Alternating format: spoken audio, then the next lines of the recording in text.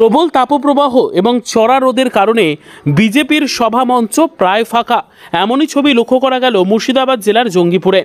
জানা গিয়েছে শনিবার দুপুর 2টো নাগাদ জঙ্গিপুরে বিজেপির রাজ্য সভাপতি শ্রমিক ভট্টাচার্যের জনসভা হওয়ার নির্ধারিত সময় ধার্য ছিল, কিন্তু চড়া রোদের কারণে সভাস্থলে রীতিমতো ফাঁকা ফাঁকা লক্ষ্য করা যায়। বিজেপির নেতাকর্মীদের তেমনভাবে দেখা যায়নি সভাস্থলে।